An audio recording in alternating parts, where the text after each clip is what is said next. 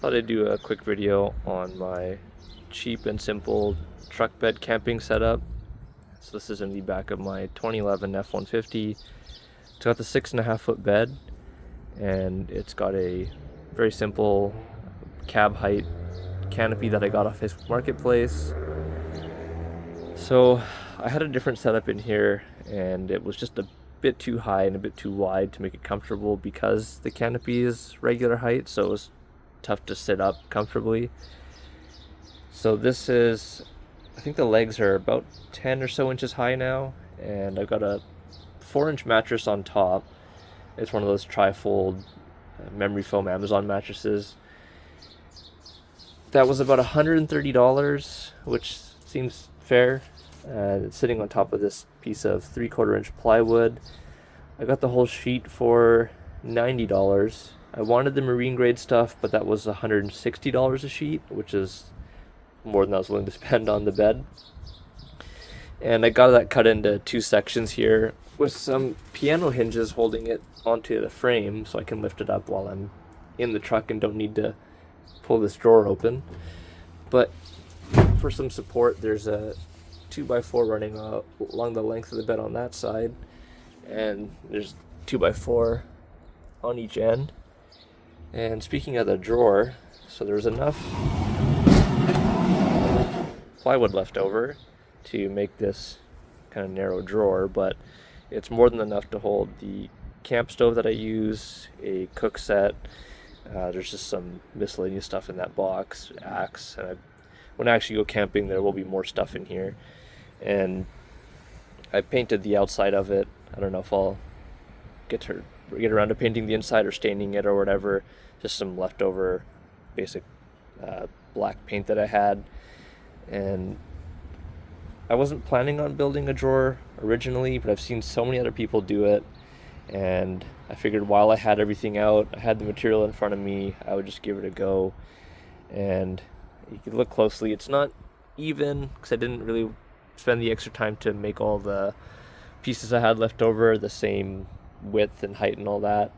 I just went the simplest route and cut up some pieces to fit here and there, and then I notched the front out here because it was so narrow that the dials on the stove were pressed right up against the plywood here, and I was worried that they would break just from being squeezed against it so much.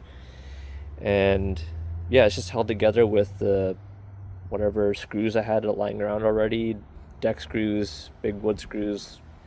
Same with this handle, actually. This is just, I guess, a gate handle that's been just lying around forever, and I think it worked out pretty well. It goes all the way to the end of the bed, and when it's pushed in, I can close the tailgate no problem.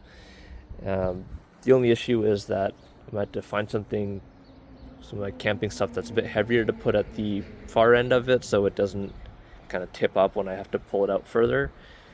But other than that, I obviously probably seen the Reflectix window covers here, and I just use 3M their Command, the Velcro strips, so I've got those stuck on the window frames on each side, and then got them the other pieces on the Reflectix itself.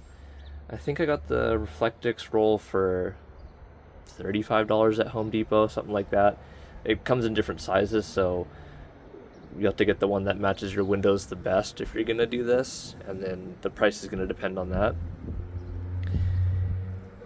Also, I got this Noco extension cord pass-through thing off Amazon. I think that was about just under $30 maybe.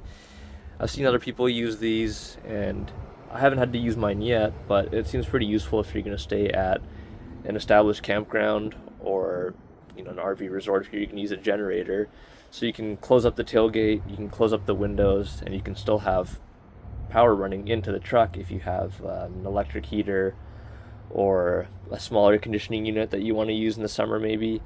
So it just simplifies things. You don't have to worry about drilling a hole in the bed of the truck. It was pretty simple to drill just a 2.25 inch hole, I think, in the canopy for this, and it's just your basic plug in there. so you can run your own extension cord to the shore power. That's pretty much it. The bed came with this aftermarket spray and bed liner. I know people speak highly of bed rugs, people that have them, but I always thought it was kind of a weird thing to put carpet in the back of your truck, but I mean, if you have a canopy, I guess it kind of makes sense if you're gonna be spending time back here, not just using it for other truck stuff. But yeah, you can see also nothing fancy in the canopy here. It's super basic.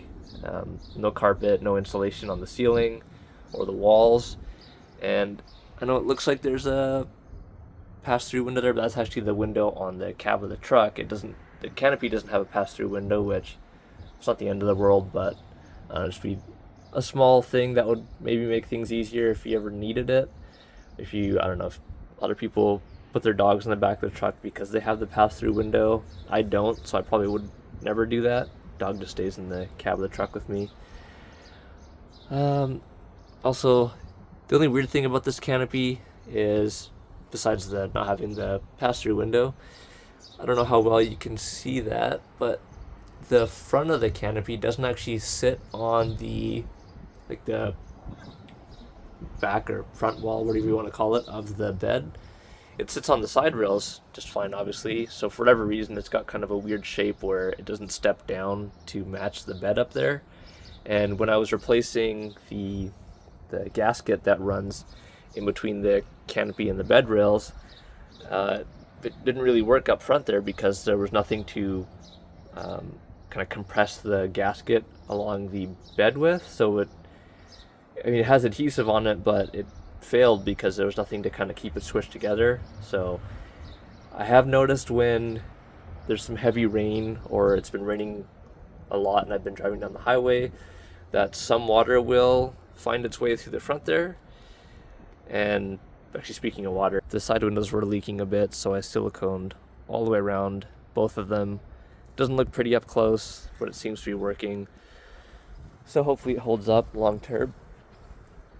And yeah, I guess there's not really much I can do about the front there, but for the most part, it seems fine. So that's pretty much it. I haven't actually had a chance to take this out yet. I'm hoping to do that soon while the weather is still nice and before there's a campfire ban. But let me know if you have any recommendations on stuff I can do to upgrade the setup, especially the canopy. I've seen people line their canopies with marine carpet themselves. It looks doable. I don't know if it's worth doing, how much of a difference it would actually make, or same for insulating it. But yeah, that's it. Let me know what you think, and let me know if you have any recommendations.